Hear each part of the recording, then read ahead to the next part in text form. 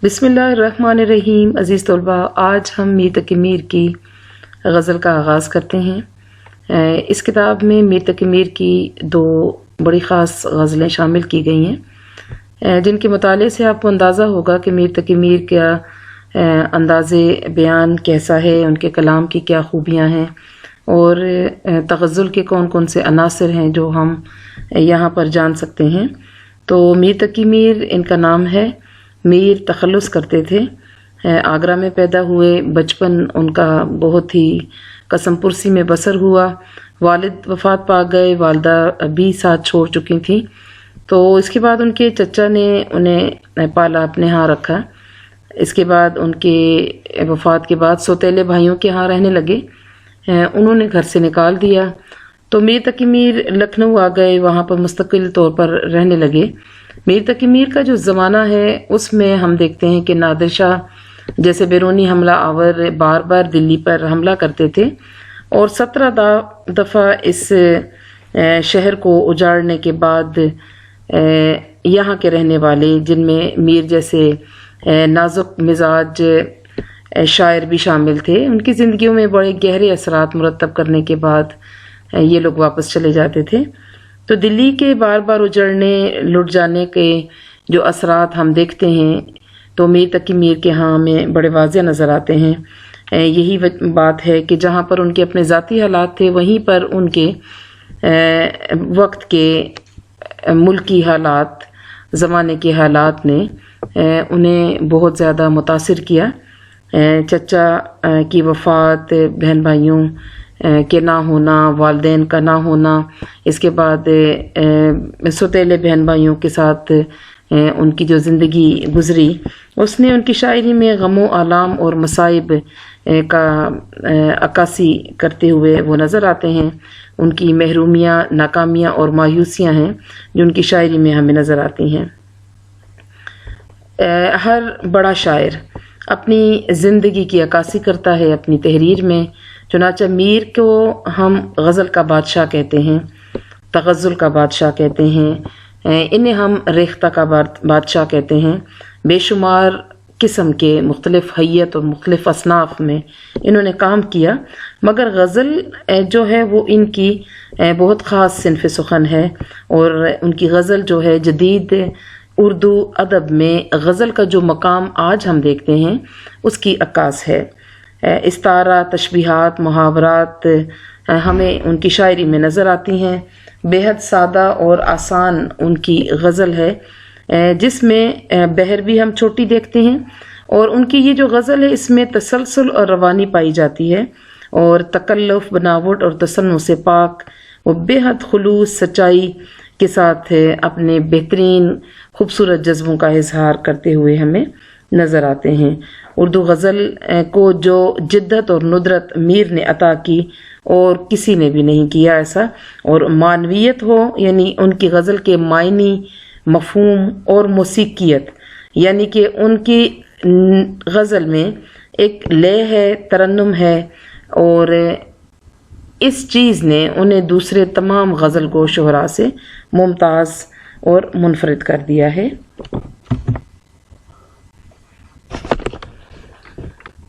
میر کی غزل میں ان کے فنی محاسن جو ہیں کہ وہ کیسا لکھتے ہیں اس کو ہم جانیں گے۔ اس کے علاوہ اردو ادب میں غزل گوئی کی جو روایت ہے، یعنی میر سے پہلے اور میر کے بعد اور خود میر نے غزل گوئی میں جو کام کیا ہے اس کے بارے میں ہم جان سکیں گے۔ اس کے علاوہ میر کی غزل میں جو نئی نئی تراکیب ہیں، جو لفظوں کو وہ باندھتے ہیں، لفظوں کو ترکیب میں، کمپاؤنڈ ورڈ میں، اور لفظوں کو آپس میں ترکیب اضافی کے ذریعے داخل کرتے ہیں اپنے کام میں، اس کو ہم جان سکیں گے۔ تو آئیے پڑھتے ہیں۔ جس سر کو آج غرور ہے یہاں تاجوری کا، کل اس پہ یہی شور ہے پھر نوحہ گری کا۔ آفاق کی منزل سے گیا کون سلامت، اسباب لٹا راہ میں یہاں ہر سفری کا۔ زندہ میں بھی شورش نہ گئی اپنے جنوں کی، اب سنگ مداوا ہے اسی آشفتہ سری کا۔ ہر زخم جگر داور محشن سے ہمارا، انصاف طلب ہے تیری بیداد گری کا، لے سانس بھی آہستہ کہ نازک ہے بہت کام، آفاق کی اس کارا گری شیشہ گری کا، لے سانس بھی آہستہ کہ نازک ہے بہت کام، آفاق کی اس کارا گہ شیشہ گری کا، ٹک میر جگر سوختہ کی جلد خبر لے، کیا یار بھروسہ ہے یہاں چراغ۔ آخری شعر مقطع کا شعر ہے جس میں آپ میر کی تخلص کو بھی دیکھ رہے ہیں۔ ٹک میر جگر سوختہ کی جلد خبر لے، کیا یار بھروسہ ہے چراغ سحری کا۔ تو آئیے اب اس کا مفہوم اور اس کی تشریح پر غور کرتے ہیں۔ پہلے شعر میں جو کہ مطلع ہے، میر کہتے ہیں کہ اس دنیا میں جو لوگ آئے ہیں ان کو بڑا غرور رہا ہے اپنی بادشاہت کا، اور ایک وقت ایسا آتا ہے کہ ان پر نوحہ گری کی جاتی ہے، یعنی ان کی موت پر رویا جاتا ہے۔ میر نے اپنی شاعری میں جا بجا دنیا کی بے ثباتی کو موضوع بنایا ہے، اور وہ انسان کو یہ بتاتے ہوئے نظر آتے ہیں کہ دنیا فانی ہے اور یہاں کسی چیز کو ثبات نہیں ہے، یعنی کچھ بھی یہاں پر ہمیشہ نہیں رہنے والا سوائے اللہ کی ذات کا، بادشاہ ہو، فقیر ہو، گدا ہو یا شاہ ہو، سب نے اس دنیا میں آنا ہے اور اپنے وقت مقررہ پر اس دنیا سے چلے جانا ہے۔ جن کو غرور ہے یہاں پر، جن کو اپنے مال و دولت کا غرور ہے، جن کو اپنے تاج و تخت کا غرور ہے، وہ ہوں یا کوئی فقیر ہو، غریب ہو یا کہ امیر ہو، سب نے اس دنیا سے چلے جانا ہے، اور لوگ ان کی میت پر، لوگ ان کے جنازے پر، لوگ ان کے مرنے پر پھر روتے ہوئے، نوحہ کرتے ہوئے نظر آتے ہیں۔ دوسرا شعر ہے، آفاق کی منزل سے گیا کون سلامت، اسباب لٹا راہ میں یا ہر سفری کا۔ آفاق کا مطلب ہے آسمان۔ آفاق یہاں پہ افق کی جمع ہے، یعنی اس دنیا میں، آسمانوں میں، زمین کے اندر جو انسان بستے ہیں، یہ ایک منزل ہے اور بے حد مختصر وقت کی یہ منزل ہے۔ ہم سفر کرتے ہوئے یہاں تک پہنچے ہیں، اور انسان اس منزل پر بھی ٹھہرتا نہیں ہے، اس نے کہیں آگے نکل جانا ہوتا ہے۔ تو میر کہتے ہیں کہ دنیا میں، اس دنیا جہان میں جو بھی آیا ہے وہ سلامت نہیں رہا، اور اس کا سامان راستے ہی میں لوٹ لیا جاتا ہے۔ ہر سفری کا مطلب ہے ہر سفر کرنے والا انسان، ہر مسافر اس دنیا میں لٹ کے جاتا ہے، اور یہی آفاق کی حقیقت ہے کہ ہم اس دنیا میں خالی ہاتھ آتے ہیں، ہمارے جسم پر لباس بھی نہیں ہوتا، اور جب ہم اس دنیا سے جاتے ہیں تو خالی ہاتھ ہوتے ہیں، اور لوگ ہمیں ایک کفن پہنا دیتے ہیں۔ اگر ہمارے نصیب میں ہوتا ہے تو وہ کفن ہمیں ملتا ہے، ورنہ کچھ ایسے لوگ بھی ہوتے ہیں دنیا میں کہ ان کو کفن بھی نصیب نہیں ہوتا ہے۔ چنانچہ میر کہتے ہیں کہ دنیا کی اس منزل پر آنے والے تمام تر مسافروں کو نہ جانے کون لوٹ لیتا ہے، ان کا اسباب راہ جو ہوتا ہے اسے لوٹ لیا جاتا ہے۔ اس کا دوسرا پہلو یہ ہے کہ دنیا فانی ہے، ہمیں اللہ تعالیٰ نے اس دنیا میں کچھ اعمال کرنے کے لیے بھیجا ہے، ہم ان اعمال کی دولت کو لے کر اس دنیا سے جائیں تو شاید ہم کامیاب ہو جائیں، لیکن دنیا میں کمایا گیا مال، اسباب، گھر بار، بادشاہت، تخت و تاج، سونا چاندی، ہیرے جواہرات اور اولاد، رشتہ دار، تعلقات، سب کے سب اس دنیا میں رہ جائیں گے، اور انسان خالی ہاتھ اپنی آخری منزل کی طرف چل پڑے گا۔ تیسرا شعر ہے، زندہ میں بھی شورش نہ گئی اپنے جنوں کی، اب سنگ مداوا ہے اس آشفتہ سری کا۔ کیا خوب شعر ہے۔ کہتے ہیں کہ مجھے قید خانے میں ڈال دیا گیا کیونکہ میں پاگل تھا، جنونی تھا، میں باہر لوگوں کو شاید تکلیف دیا کرتا تھا، پھر لوگوں نے مجھے پکڑا اور قید خانے میں ڈال دیا کہ اس پاگل وحشی کو شاید یہاں پر سکون حاصل ہو جائے، مگر اب حالت میری یہ ہے کہ میرے سر میں جو تکلیف ہے، جو میرا پاگل پن ہے، اس نے مجھے یہاں بھی چین سے نہیں رہنے دیا۔ اب میرا دل چاہتا ہے کہ اس سر پر میں کوئی پتھر دے ماروں اور اس پتھر سے اپنے سر کو پھوڑ دوں، تبھی شاید میرے دل و دماغ کو اور میرے ذہن کو اور میرے سر کی پاگل پن کی اس کنڈیشن، اس حالت کو کچھ فرق پڑے گا۔ یعنی میرا جنون اب اتنا زیادہ ہو گیا ہے کہ قید میں رہ کر بھی میں مزید پاگل پن کی حد تک چلا گیا ہوں، اور اس سر میں جو تکلیف ہے اس کو اب کوئی پتھر ہی سنبھال سکتا ہے۔ یعنی میں اپنے سر پر کوئی پتھر دے ماروں، اسے پھوڑ دوں اور ہمیشہ کے لیے اس دنیا سے چلا جاؤں۔ اس دنیا کی تکلیفیں، غم، پریشانیاں مجھے کہیں بھی جینے نہیں دیتی ہیں۔ زندہ ہو، صحرا ہو، کہیں بھی قید خانہ ہو یا صحرا کی وسعت ہو، میں نہ آزاد سکون میں ہوں نہ قید سکون میں ہوں۔ چنانچہ اس جنون کے ختم کرنے کا مجھے یہی طریقہ سمجھ آ رہا ہے کہ میں اپنی زندگی کو ختم کر دوں۔ چوتھا شعر ہے، ہر زخم جگر داور محشر سے ہمارا، انصاف طلب ہے تیری بیداد گری کا۔ اللہ تعالیٰ سے مخاطب ہیں کہ اے اللہ تعالیٰ، جب محشر میں آپ ہمارا حساب کتاب کریں گے تو میں آپ سے انصاف طلب کروں گا، میں اپنا زخمی جگر آپ کو دکھاؤں گا اور آپ سے پوچھوں گا کہ میرا آخر کیا قصور تھا۔ اس دنیا میں میں نے سوائے تکلیفوں کے اور کچھ بھی نہیں دیکھا۔ تکلیفیں، پریشانیاں، تنہائی، بے بسی جیسی کیفیات ہی میری زندگی پر حاوی رہیں۔ چنانچہ روز محشر میں اپنے اللہ سے انصاف طلب کروں گا کہ اللہ تعالیٰ تو اب مجھے بتا کہ تیرا یہ ناچیز بندہ آخر کس جرم کی سزا میں اس دنیا میں بھیجا گیا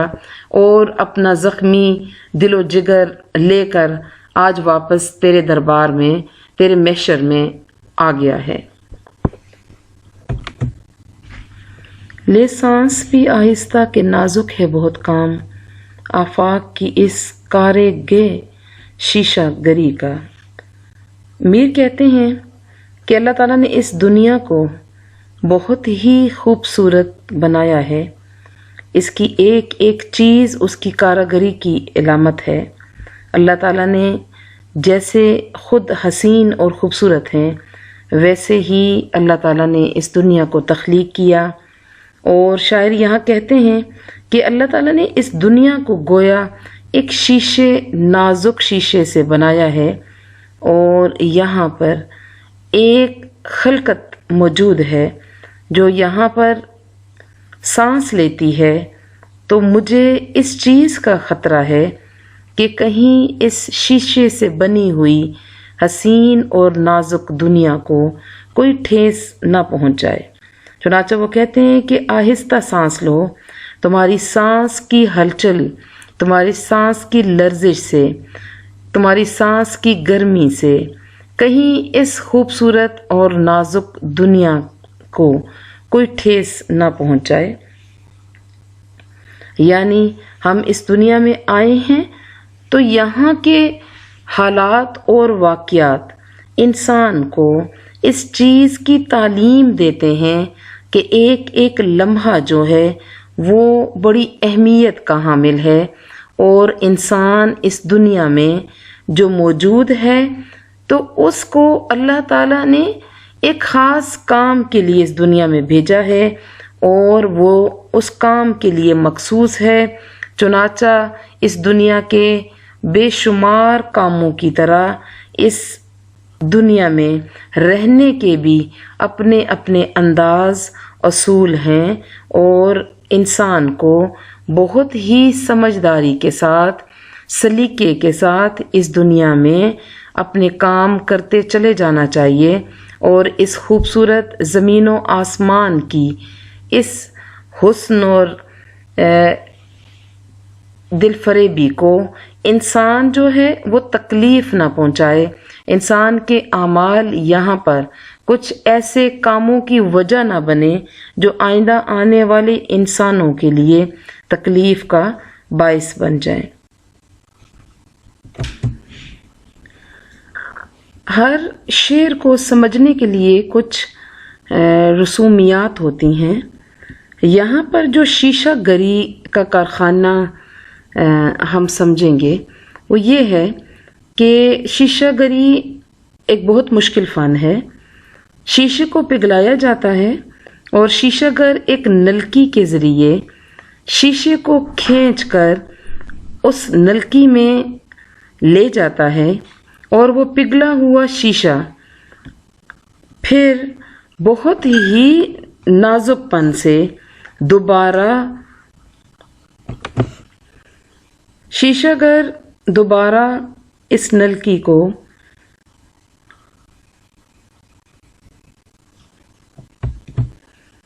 پھونک مار کر خالی کرنے کی کوشش کرتا ہے۔ نلکی سے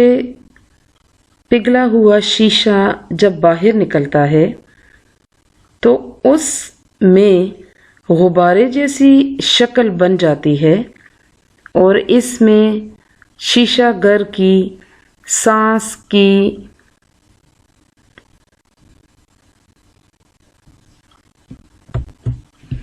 شیشہ گر کے سانس کی حرکت سے دوبارہ یہ شیشہ ایک نئی شکل میں ہمارے سامنے آتا ہے۔ اس نازک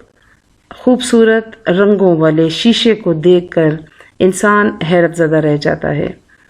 یہ کام بہت ہی نازک کام ہے، بہت ہی خطرناک کام ہے۔ اگر تو شیشہ گر زور سے سانس لیتا ہے تو تب بھی یہ چیزیں جو بن رہی ہوتی ہیں ان کی شکل و صورت بگڑ جاتی ہے، اور اگر وہ سانس تیزی سے کھینچ لیتا ہے تو یہ پگھلا ہوا شیشہ اس کے حلق میں بھی اتر سکتا ہے۔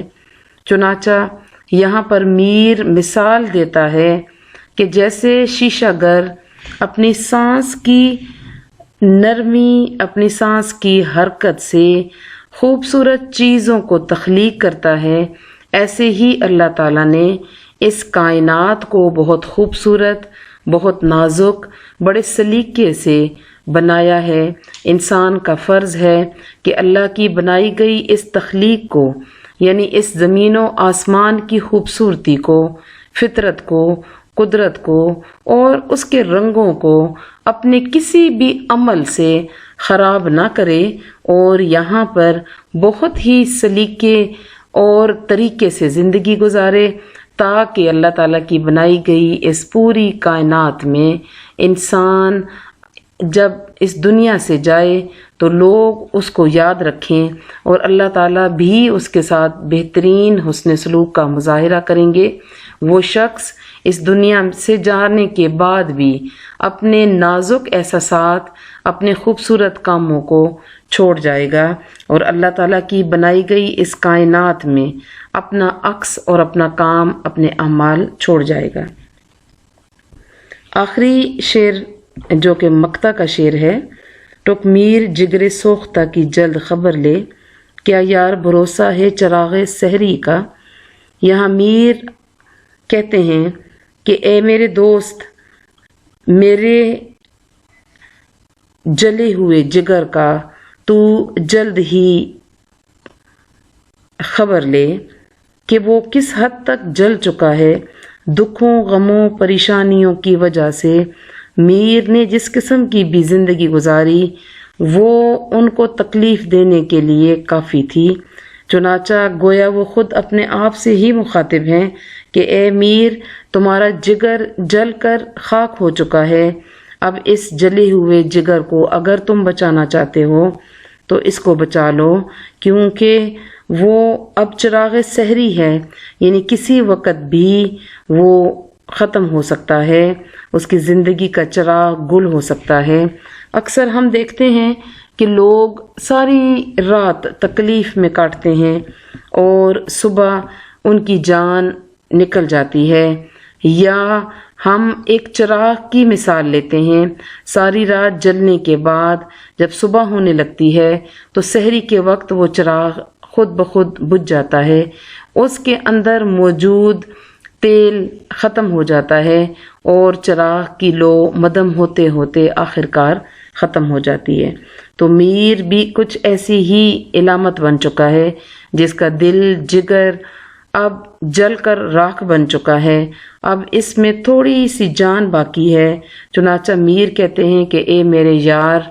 ابھی اس کی زندگی کا کوئی بھروسہ نہیں ہے، نہ جانے کب اس کو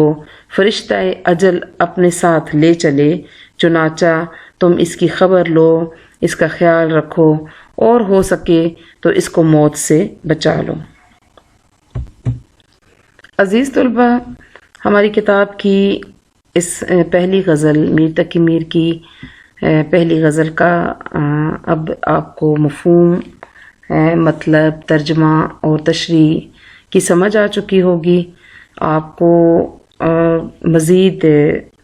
اپنے سبق میسر ہوں گے میرے چینل پر۔ جب آپ یہ سنیں، ویڈیو دیکھیں تو میرے چینل کو سبسکرائب ضرور کر لیجئے گا